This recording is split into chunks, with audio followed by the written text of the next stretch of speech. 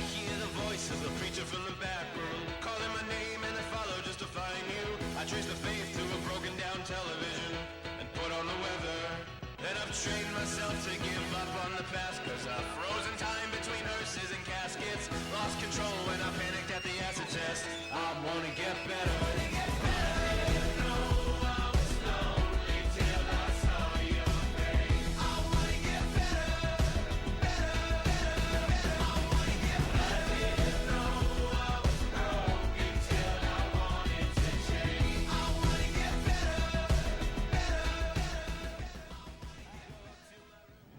Hello and welcome to Muscatine Viewpoint. I'm your host, Chad Bishop. You've got it tuned in here. If you've got it tuned in today, September 7th, you're watching it live at 5:30. And if not, you're watching the rebroadcast on Channel 9. But also, wow, we are experimenting with some new equipment. We've got some new equipment that is allowing us, and some new channels that are allowing us to break into the world of social media. I decided enough's enough. We're going to go ahead and simulcast and be online. Allow my friends who live in Oregon and California to tune in to the show because they've been asking. But we are live on YouTube, Muscatine Access Channel 9. So if you haven't already, give us a subscription or bookmark the page. But also, tonight we're on Facebook Live. So another thing, if you want to tell your friends and family to like that page, you'll get a little icon that tells us when we're live. What we're doing here is hoping that viewers will text and comment amongst themselves, but also maybe you have a question we can address live on the show. We got a shot of Jeremy here. He is our internet guru. So Jeremy, how's it going? It's going pretty good over here, Chad. Thank you. So you're monitoring both streams, right? Oh yeah, I got them all both up, Facebook and YouTube. He's the webmaster, so you're going to kind of moderate a little bit. If you see something get out of hand, you can chastise them accordingly. Also, feel free to let us know if there's a certain question that we might want to address or if you've got a feel. And then Jeremy will also just be kind of interacting, maybe if you're just tuning in. We've got Chris Kazi in the back there as well. He's monitoring the microphones from back there. So maybe amongst those two, they're going to have their own little show within a show. Let's go ahead and, I don't have a rant this week, but Bishop's Rant of the Week will be a feature of the show. But today I don't really want to rant. I just want to make sure everybody realizes this is a brand new thing. MPW challenged me to prove not mine, but make sure that they're getting a nice return on their investment, which is an honest inquiry. And so I thought, well, let's really open things up and bring back viewers who might have left us. And so what do we got the graphic there that kind of reminds them that this is Muscatine's local TV and web access channels. Now we're plural. Our YouTube channel is called Muscatine Access Channel. And if you've got it tuned to Muscatine Access Channel 9, or maybe you're watching us live, I don't know, on the internet. This is all produced through the MCC Video Department. So we're the ones who bring this together. We may or may not be responsible for the content, but the guests are themselves. But not this PATV station. Muscatine Power and Water simply provides facilities. There's a phone number to call. If you want to call and be on the show, or if you've got an inquiry, you can call that number. If you've got a question for our live show, you're going to have to go online to Facebook or YouTube and see if you can get on the show. I think we got one more screen there. Well, that's all right. We're going live on Wednesdays, starting next week at 5:30. And then maybe the next time it'll be on Thursday because Mayor Diana Broderson does have a family conflict on Wednesdays. But for the most part, Wednesdays at 5:30, lock it in, tune it in. Whew. There it is, Wednesdays at 5:30. Wow, look at that. Local news topics, guests, and live chats. Today, you might have noticed the title is DeWayne Hopkins for Mayor. Question mark. No, it's question mark because he's right here. Welcome to the show. How you doing, Chad? Good to see you. I already started off on a great note with that, didn't I? So tell me, what is that all about? Well, it's got a question mark there. Now, I think I know that you're not running. That's correct.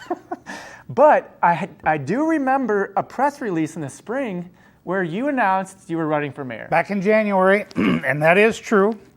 However, I've had some conversations with some people as of late and have decided not to run.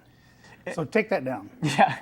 Okay, change it to DeWayne Hopkins is cool. I don't know, put whatever you want there. But the reason it's on there isn't because we're trying to start the rumor that you are running for mayor. It's just I think that is interesting. It was interesting to me that you decided to run. And before we get to your reasons for not running, let's just kind of take a breath and talk a little bit about yourself. You've lived in Muscatine all your life? That's correct. Okay. And what did you do kind of as your career and your background that brought you into politics in the first place? Nothing brought me into politics. Okay. I spent, pardon me, I spent 26 years in the transportation industry. And then one day, somebody offered me a job in radio. And I thought, that's interesting. And they said, at 5 o'clock on Friday afternoon, you can go home, you're done. And you don't have to answer phones or anything all weekends. Because in transportation, the last job that I had was like 24/7. Okay. So it just wasn't a good thing. So I took that person up on his offer. And 2 years later, I became the general manager of the radio station here in Muscatine. So, and with that, you have to belong, well, you don't have to, but you belong to several organizations, and one of the organizations I belonged to was the Salvation Army Advisory Board. And every year the Salvation Army has an annual dinner. And we were sitting at that dinner in 2011, and someone at the table with us turned around and said, "You should run for mayor." And at the time, Dick O'Brien had announced that he was not running anymore. Dick served, he served 16 years as the mayor, and I believe 1 year as a council member. In any case, he's not running anymore. Someone suggested I run for that position, and I did, and I won. So, and that was my question. Why did you originally run for mayor? It's like 2013. Who did you run against? I mean, was that part of the impetus, or was it just kind of? No, the very first term, I ran against, of course, Roger Roth. he's in all of them. Diane Roby. And those are the two that I remember the most. Diane served on the city council. I certainly have nothing against her. She's a friend. So, but I happened to win that election. I was very fortunate. How did it go for you? I mean, I know you accomplished a lot. We'll talk about that, but okay, so you had a platform, though. At least it emerged. I remember one of them involved an amphitheater on the riverfront. So you didn't bring any of those. Like, did you have those in mind as part of your campaign, or did that evolve when you started to think about being a mayor compared to being a radio manager? Neither. As a radio manager, I kind of got down and got dirty a lot, and I learned about where the riverfront has a public address system. And that public address system stems from all the way up to the inside of the harbor, clear down to the Pearl City Station. And I learned from the guy that built that where all the speaker plugins were and how to put the speakers up and where the control board for the speakers was located at. And every 4th of July, the Symphony Orchestra performed in front of Pearl City Station. And they like to have that broadcast to the community using the public address system. So there wasn't anybody else, I guess, available to put all that together. So I, in fact, did that. And then one 4th of July, the orchestra was playing, and there was a band up on the patio at Pearl Plaza playing towards the orchestra. And that was a train wreck. Okay.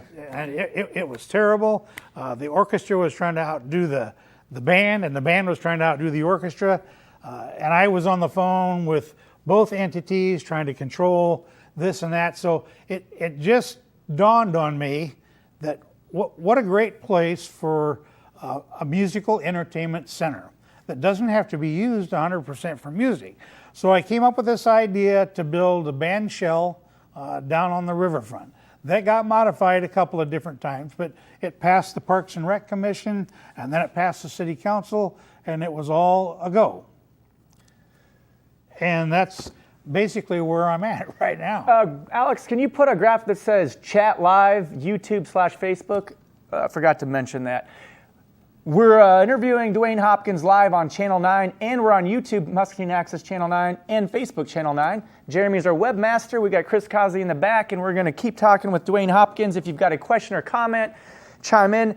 Now, as mayor, you had no real power necessarily to make that happen. What would you assume your power was with respect to that particular initiative? It was just an idea. Yeah. Anybody could have an idea. You could have an idea. Jeremy could have an idea. Yep. Alex could have an idea. As mayor, it had a little more weight, or did your charisma factor in? No. Anybody with an idea like that for a facility to be located on city property, you first have to take your idea to the Parks and Rec Commission for their approval. And if they approve, then you take it to the city council. And it's that simple. And then I think I went to the Muscatine Riverfront Improvement meeting, and that's still on the books to have an amphitheater per se. They've got a little bit different idea than what I was hoping for, but it's going to happen. It might take 7 or 8 years like our first phase did, but it's such a great idea, and I think you planted the seeds for it, and I kind of followed up with it to see what a citizen can kind of do to provide some feedback based on my agendas. And that's how I think you can make things happen in Muscatine. Well, if you look around, Chad, there's a town square in Aledo, and they have a wooden structure for a band shell. And then if you go down to Washington, Iowa, they have a town square as well, only they have a brick band shell. There's even a band shell in Nichols, Iowa. So it makes sense. We're surrounded by band shells, and if you Google band shell, you'll see thousands and thousands of examples. So it only made good sense to me that since the orchestra performs at least once a year on the riverfront, why not give them a facility to do that? Now, funding, that's a horse of a different color. And there's a little pushback. I don't want to spend all day on this particular topic, but there's a little pushback on the whole idea, maybe some noise issues. I think even former Mayor Dick O'Brien, was a great guy, but some people are worried that as you're driving by, it might obstruct the view of the riverfront. And believe it or not, they say that in Clinton too with that riverboat. Nobody's I think it's laughable. You can't please everybody all the time, but that a couple naysayers to any one idea does kind of slow it down a little bit, because the political figures in our city is here to serve us, so they're trying to figure out what's the majority want. Doesn't the art figure Mississippi Mist present a site obstruction? Yeah. Doesn't the Pearl City Station? The clamor Oh, create that's site obstruction? Pearl City Station as well. That's what the riverfront is for. Those kinds of things. Yeah. And you're just anyway. I agree with you completely. And of course, I wasn't looking for any negative reasons, but I was curious what they were. Let's try to change focus here, because we're kind of having a political season this year in Muscatine. I noticed in the country in general there seems to be some turmoil. But let's kind of ask you. You ran again against the current mayor, Diana Broderson, and you were not successful. What do you attribute your loss to? I, without a question of a doubt, took her for granted. Okay. Nobody had really heard of her. I knew who she was, and I knew that she worked at the Y, and I had kind of a separated but run-in with her with the Salvation Army in years past, but I took her for granted. And so she did some campaigning and whatnot that maybe you weren't expecting. Not a fight, but you didn't campaign as hard as you maybe would have had. I didn't campaign hardly at all. Right. But I can tell you this much: her campaign raised almost $8,000. Okay. And for Muscatine, she had 2 contributors, totaling $45. Well, wait a minute. $8,000 minus $45. Where did all that money come from? Came from unions. Okay. In the Quad Cities and in Chicago. What's the union's interest in funding that particular campaign? It's a good question. That's a good question. Because I'm like, you've mentioned that before, and I've heard that before, but I really have no idea Nor do I. what that has to do with anything. I'm not even all that familiar with what unions are, unfortunately, but I do know that Labor Day was a lot of fun last weekend. It has something to do with that as well. Okay, so you didn't win that, but I've heard it said that she was voted in by the majority of people have spoken. Correct. But you kind of had something to say about. I mean, in all honesty, Muscatine residents vote for mayor, but we don't come out in droves. I mean, how badly did you not win by? Well, the timing for the mayoral election is just terrible. Yeah. There were, I believe, 1,542 votes cast Okay. out of a community of 23,000 plus. She beat me by 120 votes. That's not much. I guess it I guess the percentage is. depends But, on how you look at it. yeah. So, I guess I have a different question, but how do you think the turnout's going to be this year compared to that year, and why? That's a good question. It's a very good question. I think it's going to be a close race. I'm not running. Charlie Harper is, I don't want to say the chosen one, but that's what it is. Charlie is the chosen one to run, obviously chosen by HNI and Kent Corporation, and she is the chosen one for her side. You notice I'm avoiding using Republican and Democrat. Yeah. Well, this is another thing that I think Mayor Broderson did or tried to do when she first became the mayor, and that's implement a bunch of stuff from the left. I don't know, unions are usually Democratic. And bless her heart, she's passionate about what she does, but she never called me. She never called Mayor O'Brien. She never called Mayor Shallon. We are 3 live and healthy mayors in Muscatine. She never called us for advice. So where did she get her advice? How did she know what a mayor in Muscatine does? Well, I can tell you this much. A mayor in Muscatine does the same thing that a mayor in basically 95% of the other communities in the state of Iowa do. And that is cut ribbons and attend events, and that's all. Mayor doesn't have any authority, although I think that she thought she had a great deal of authority. I can remember a mailer that she sent out to her Democratic colleagues, and in that mailer, she said, don't you folks from Muscatine want to be able to depend on somebody in the event that we have an emergency? Well, like a high water emergency, or what exactly is she talking about? Nobody seemed to know, but I can tell you this much. We have people, the city has people that they pay 5 days a week, sometimes 6 days a week, that have documented this and documented that over the years. They know what to do. They don't need the mayor to tell them what to do, and the mayor doesn't have any authority anyway. I think it's, and I understand that. So it sounds like you did some research prior to becoming the mayor, because there isn't like an orientation for how to be the mayor in Muscatine. No, there isn't, there is and not. maybe there will be now or down the road, but you just kind of had to do some research. I understood that to be the mayor situation. I don't know if I learned it in civics class in high school, but I understood that the city administrator is the boss, if you will, the administrator of our city employees. Correct. And the mayor is a figurehead. And I think that's a great job. But to be the mayor of Muscatine Let me stop you right there. I don't like the term figurehead. The mayor plays an important Ambassador? role. Ambassador is a good word. Okay. The mayor is the #1 cheerleader for the city of Muscatine, or any other city in the state of Iowa Yep. that exercises this form of city government. All things positive about Muscatine. That's correct. Because it looks like fun. I mean, you're invited, and so and so is Mayor Dick O'Brien and Evelyn Shallon. You're invited to a lot of free Absolutely. dinners. I mean, for one thing, if Mayor Xi Jinping's in town, we're gonna have the mayor there. If somebody's You're reaching now. But Well, I've never been the mayor before, but I just noticed that you guys get you eat a lot of free food because you get a keynote speaker, you go to the chamber dinners.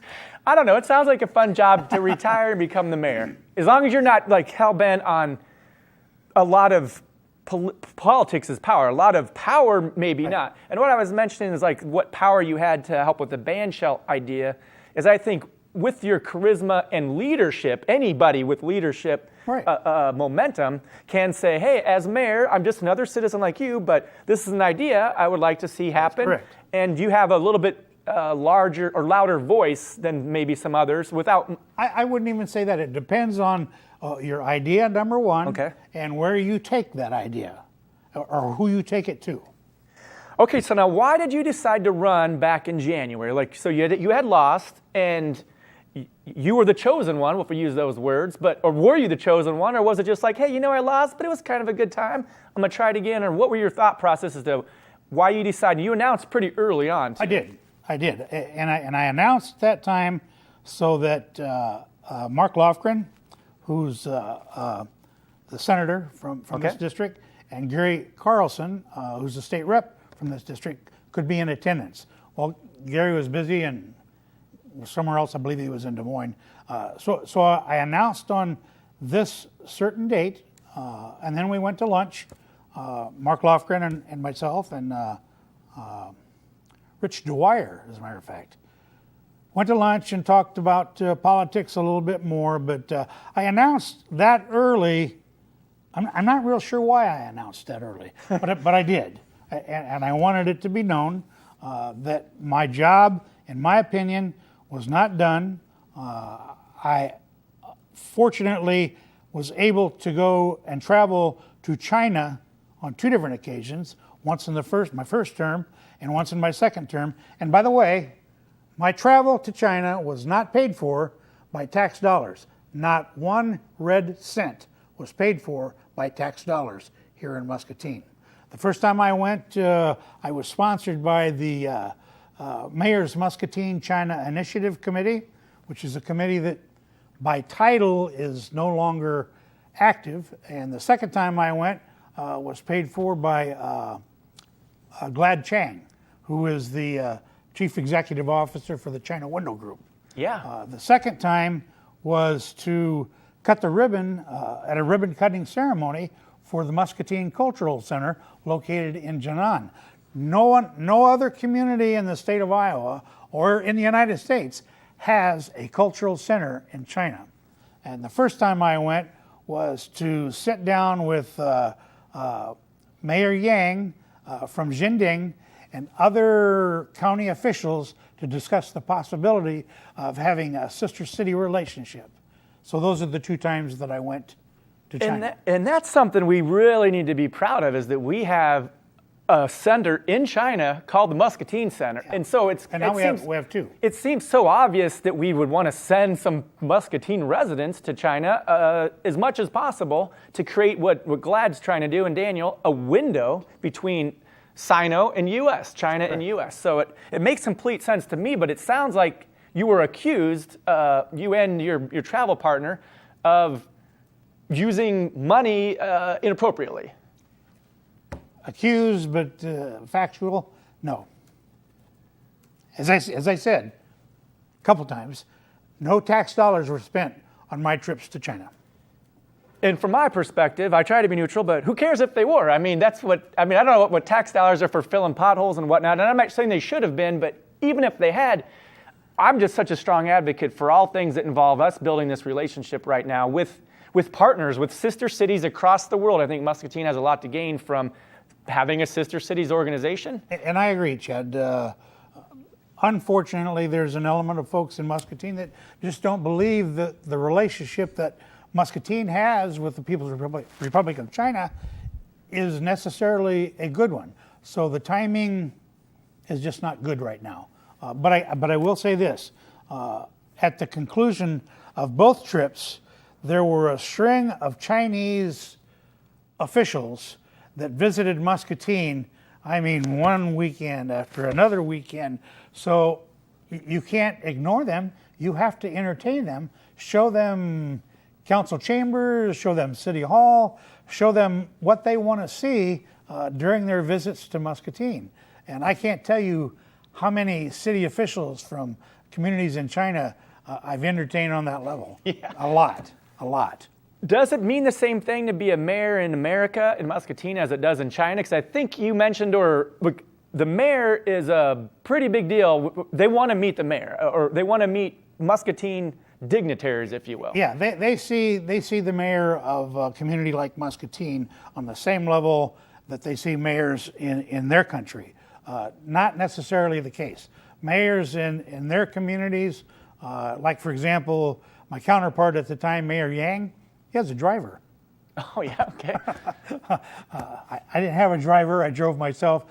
The mayor in Muscatine is just a part-time job, but if you believe in it, and you believe in everything that it stands for, and you believe in the direction that you can kind of have a little bit of control over the direction that it goes, it's just a great opportunity. How much do you get paid to be the mayor in Muscatine per year? I believe it's $7,000 now. It was only $6,500 when I was the mayor. How many hours a week do you think you spend, or should the mayor spend? Because I think you can kind of, spend more or less depending on your other prerogatives. Well, I worked 5 days a week from 9 in the morning till 2 in the afternoon, not counting council meetings and other meetings and places that you have to attend. Why did you decide to back out of this year's mayoral race? You implied why, but I want to see how far I can dig into what you're willing to disclose about that. Because from that headline and the press releases were just that you decided not to run, right. But then once again, it's almost like a defeat has happened. Well, there was one press release, and that came from the Voice of Muscatine. Joel Crawshower was the sort of the editor of that press release, and it was short and very sweet. I did not respond to the Muscatine Journal. I just didn't want to. The Journal had printed some things that were not necessarily true, like tax dollars and my trip to China and so forth, and they never retracted any of that stuff, so I don't owe the Muscatine Journal anything. But I can tell you that I used Victory Enterprises for a mailer, and as a result of that mailer, I collected a little over $2,000 early in the campaign. In fact, here's the list of folks right here. That's quite a bit from, just saying. For a mayoral race. Kind of private citizens? I think, absolutely. Okay, wow. All private citizens. Yeah. But then I met with, Gage Kent called and wanted to meet with me. So I met with him, and he was an absolute gentleman, and we agreed on a lot of things. One of the things that we agreed on is Mayor Broderson has got to go. Another thing that we agreed on is that I was a good mayor, and I performed well during the 2 terms that I was in office. And that's about where the meeting went. He did say at the time they had already announced, or not really announced, but they were supporting Charlie Harper. Charlie told me that. And then a week later I met with Gary Carlson. Gary wasn't quite as eloquent as Gage was. He just said, look, it's down to this. If you and Charlie both run and Mayor Broderson runs, then you guys will lose. You may beat Charlie, but Mayor Broderson wins. Splits the vote a little bit. That's correct. A lot. So you need to make a decision. You're either going to stay in the race and run against Charlie and the mayor and anybody else that wants to step up to the plate, or you live in the 4th Ward, you can run against, as a councilman, Nadine Brockert, which I'm not going to do. Nadine is a friend of mine. She's actually a recruit of mine. Or you can just get out of the race. So I thought about it for a couple of days, and this is kind of the summation of what I thought about. This brings an end to my political career. Yeah. So I decided to step down. And it gives you a chance to come on shows like this. And let me pursue this just a little bit further, if you don't mind. Do you think that the financial backing that Mayor Broderson had 2 years ago, it's okay, it's legal, but is it ethical? Yes or no? The union Yes. money that you're Yes. aspiring to. Yes. I don't really have a solid opinion on that. I mean, I know what you've said is you've got $2,000 in private donations compared to the $45 or $40 that she did. I don't know. I understand that's how politics work, though. Unfortunately, is that special interest groups do finance. City level? Yeah, that's a good point. Yeah, I wouldn't even think it's a thing for mayors, for one thing, because there really isn't any reason to support a specific mayor in Muscatine over another one based on the mayor's duties don't have anything to do with that. That's right. Hey, hold on a second. Could you put like us on Facebook, Alex, and maybe even our Facebook website address? It's facebook.com/accessmuscatine. I want to make sure everybody knows that you can chat in here and ask questions or comments, or even have your own little comments live They're on watching. YouTube and Facebook. And we got a shot of Jeremy over here. He's actually manning the phones. I know it'll take a little while before we get the full streaming thing up to speed and upgrade our equipment, but just keep in mind, we're on Channel 9, we're on YouTube, and we're on Facebook, so we're everywhere, DeWayne. I'm here, man. Message your stuff.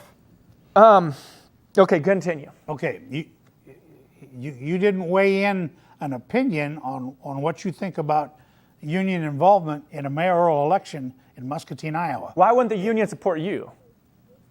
I have no idea why the union would. I'm so clueless as to this whole union thing. Well, Like, why wouldn't they support you or Charlie then? What was their interest in?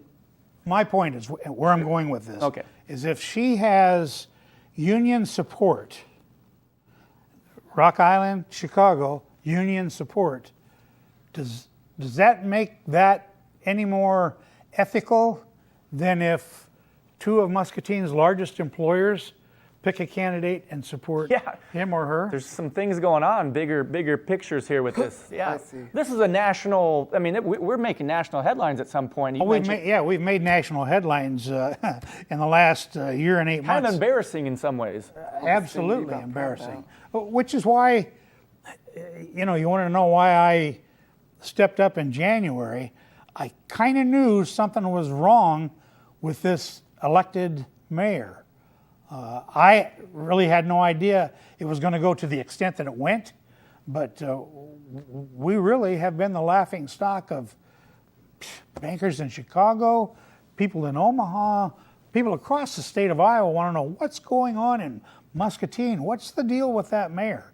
Well, I can tell you, having worked with this current city council for the better part of 2 years, and a little bit different council 2 years, and then working with Greg Monsager, the city administrator, for 4 years, I can tell you, those guys do nothing illegal or behind closed doors or whatever.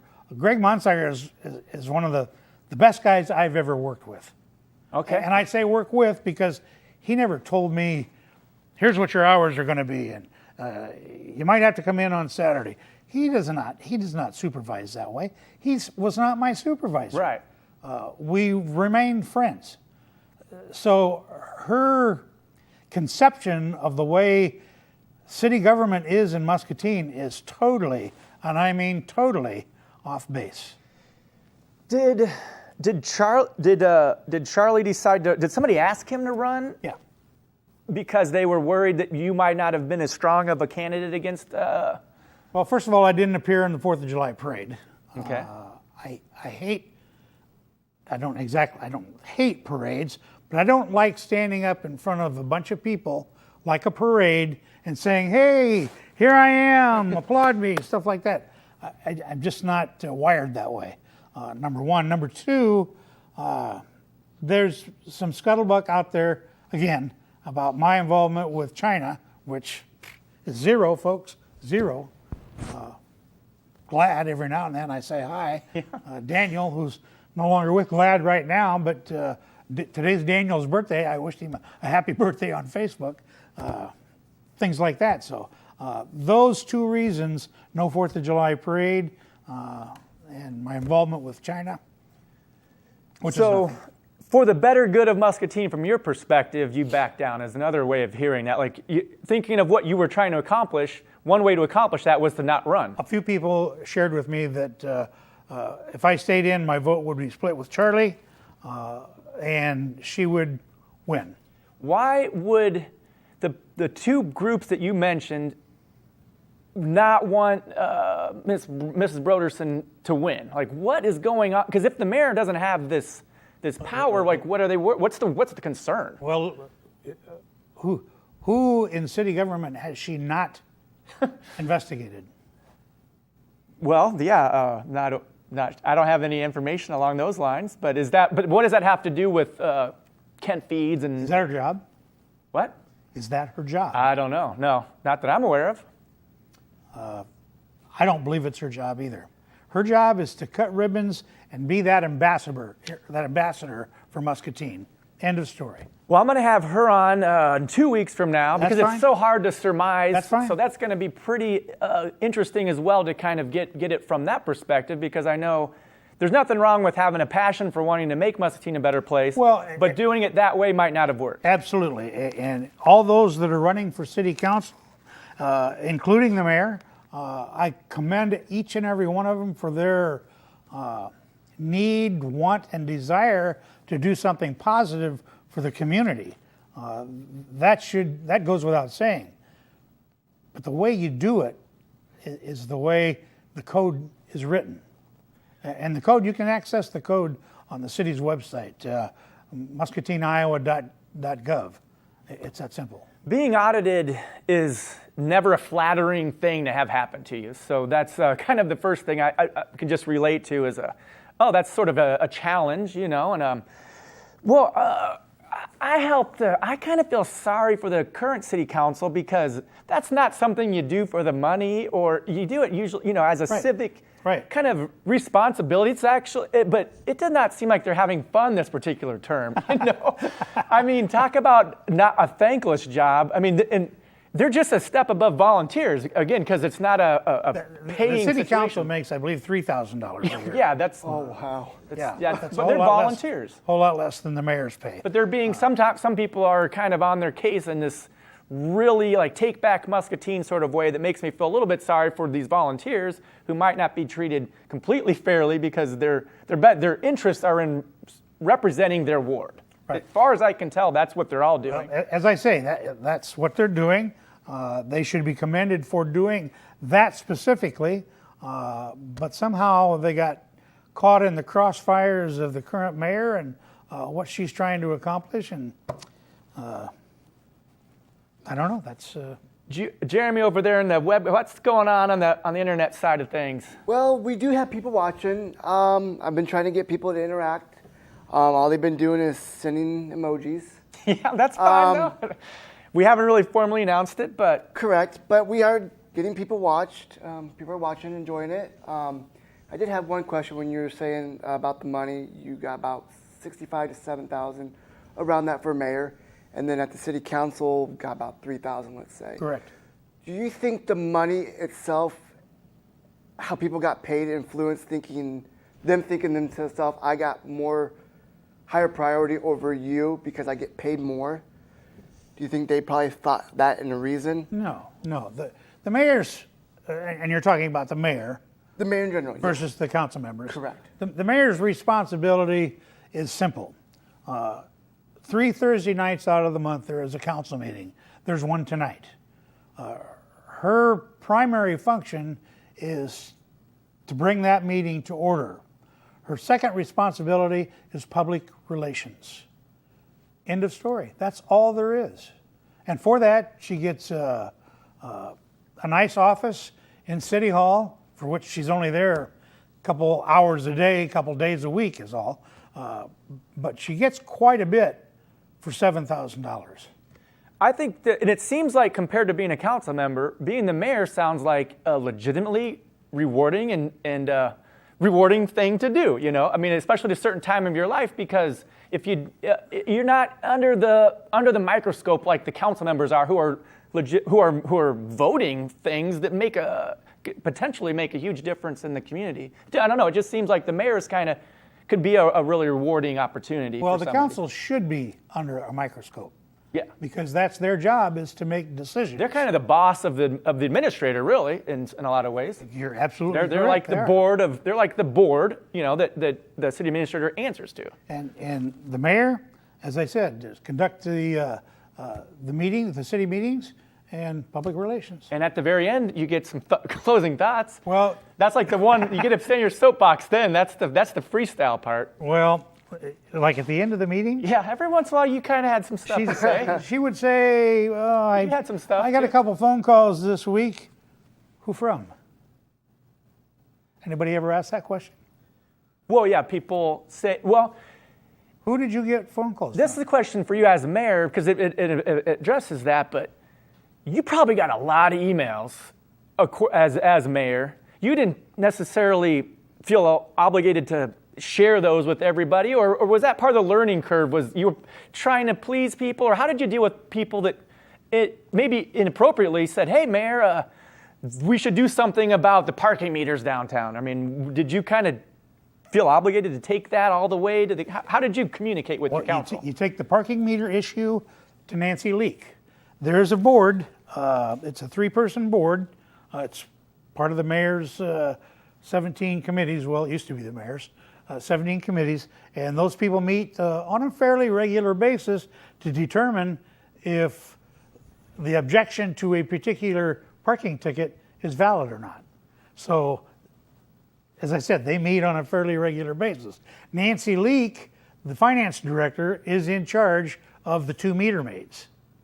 So, that example, and that's the direction that you go. If somebody calls and wants to complain about, I don't know, public works, maybe a part of their right-of-way or their sidewalk is buckling because there's a water main broken or something like that, then I connect those people with the public works director. But there probably 9 out of 10 phone calls was negative of that variety. So one of the duties of the mayor that we're discovering now that you're admitting to is to communicate the communications you get from the residents to the appropriate channels. Absolutely. Which is something she was doing as well. That's part of your public relations. So that's something she was doing as well. I don't know. Well, that's kind of the idea, was that the people were mentioning this, that maybe you should look into this, and that she would say at the end of a council meeting, "Oh, let's see, I got 2 phone calls or 2 emails this week." Well, who from? Well, I don't know if you're allowed to mention. No one's ever called her on that. Yeah. And actually, I think that's a good point. If you are going to make a complaint, these 9 out of 10 people that called a complaint, and that's such a tragedy, but you get more complaints in the city service than you do compliments. The people that like what you're doing would kind of sit back and, just... But I believe it's typical, Chad, in any community. Yeah. Whether it's a large community or a small community. What initiatives do you hope to happen? Okay, so you said you're stepping down from politics, but you're not you're not moving to Miami or anything, as far as I know. You're still contributing through Salvation Army Board, through playing the drums at the Vineyard Church, just remembering the press release. You're still going to be active probably in some way, shape, or form, or if not, what do you hope to have happen, or do you see yourself kind of advocating for anything in the future? Well, first of all, I just want to be a voice like everyone else in the community. There's so many good things going on in Muscatine. The corridor project. The hotel is if not at schedule, it's ahead of schedule. The stormwater sewer separation project is ahead of schedule. The riverfront development after the corridor project is a step in the right direction. There's businesses opening up every day in Muscatine, and it really is such a good place to be a part of right now. That those that are talking negative on Facebook and so on and so forth, they need to zip it. I feel for them. They're passionate about their points of interest and so forth. The dog issue, banning the pit bull issue. I think council should reconsider that. But that's just my idea, my thoughts. I think there's so much negativity, they're not seeing the positives. They That's just want to correct. look at the negatives. That's They're correct. saying, oh, these crimes has happened, this thing has happened. Well, if you look at the positives, and like we said, if you don't find something that you like, create it, and it will make it better. Absolutely. As long as you create will lead to progress. And I Absolutely. think that's what Muscatine is doing, and we're all combining together. It's just the negative people aren't seeing it. They only want to see what they want to see. We used to have a boat on the river, on the riverfront, Meeker's boat, but it's gone. So is anybody thinking about replacing that? I have not heard anything. Why not? Yeah, that's Money. a good point. I think, Mr. Meeker is developing the Western Mall and just always all over the place with cool things that are happening. Absolutely. And that's unfortunately a weather-related situation. You know, we're not worrying about a hurricane, but that was a weather thing that happened to our boat, and Sure. it wasn't worth replacing. But I mean, I like the Chinese and involvement, and one thing I can say to answer that is that their presence and their passion for connecting China with with Muscatine can be some of the people that we kind of inquire. You know, what a great thing to do when you're visiting Muscatine from China, from wherever, is to go on the river for a nice little boat ride, for example. Well, Glad Chang has some investments in Muscatine, and I certainly hope that he doesn't go away. Should he be an intricate, large part of the development of Muscatine? Right now, I'd say no. But I hope he doesn't go away. Yes, I agree. Lots of positive things. Anything you'd like to say to the viewers about their vote this particular election season? We've got a lot of people. What I was asking you earlier was, I think we're going to have a larger turnout than 1,500 voters for obvious reasons. I think they're obvious. You know, there's a little more passion. What do you like to say to viewers about how they should vote? Are you endorsing anybody, or any kind of thoughts about people getting out and voting in general? Well, I would say that, again, anyone that runs for a position on the city council, even anyone that runs for mayor, and my hat's off to Mayor Broderson. She's tried, but I think her efforts have failed. I'm certainly not going to vote for her. I am going to vote for Nadine Brockert in the 4th Ward, and I think I'm probably going to vote for Charlie Harper. Makes sense to me, and well put. I appreciate you being candid, because that's what I want the show not to be negative or positive. I just want it to be real, you know, just like real talk, real Absolutely. thoughts. We're not going to have thousands of viewers, but I think people will tune in to a show that isn't afraid to kind of get some things out there. And this isn't my show by any means, and that's what I would like to kind of, as we're wrapping up here, mention. This is your show. When I'm trying to schedule council candidates, I'm trying to accommodate their schedules, because this isn't about me. This is an opportunity for community residents to chat in live, to be on the show. We've got a couple extra seats here. We can have a panel. I want people like you to use the show for their own prerogatives as far as communicating opinions, for the most part, with their fellow residents. And I think that's where we can get a lot of positive change. I learned a lot from talking to you, and I think other residents did as well. And I hope the future episodes allow that as well. You know, speaking an opinion, this may or may not be true, but it gets people kind of critically thinking about the situation and hopefully making a positive change in Muscatine. Well, I've lived in Muscatine for a long time, and I want just what's best for Muscatine. Who wouldn't? I mean, yeah, I think that's the good closing kind of aspiration. We could talk all day, and anytime you need me to be on Muscatine Main Street, I'm always happy to fill in. I mean, I don't want to, just simply repeat that, but one thing that you didn't mention in your press release that I think you should be honored to acknowledge is that you volunteered to do Muscatine Main Street, be the host of that.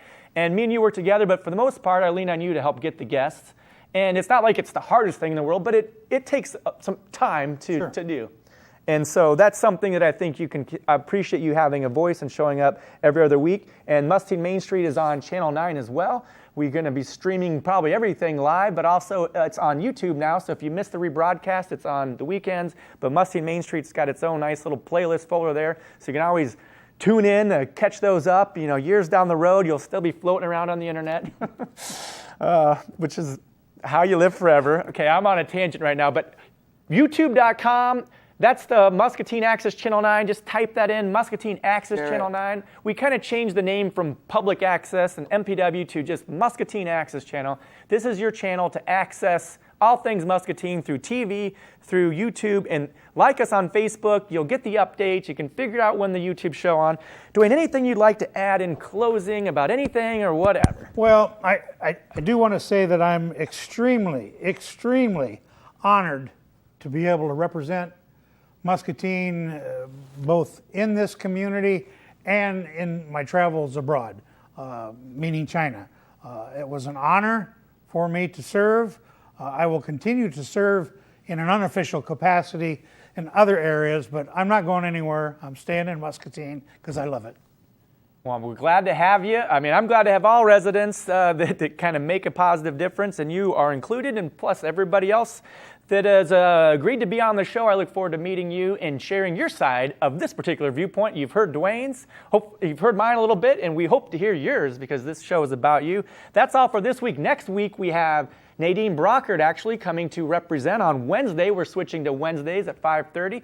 We invited Walter Murray, who might be on the show. We've also got Mrs. Diana Broderson, the week after. Oz Malcolm, Terry Dennison, Kelsey Brackett. Learning all these names. There's a lot going on. I'm going to invite all council members and community members to be on the show because I want to make sure everybody's educated about their vote this year. Because it's going to make Muscatine a great place. I'm glad to see so much interest in local politics and all things great in Muscatine. So until next time, we'll see you next week.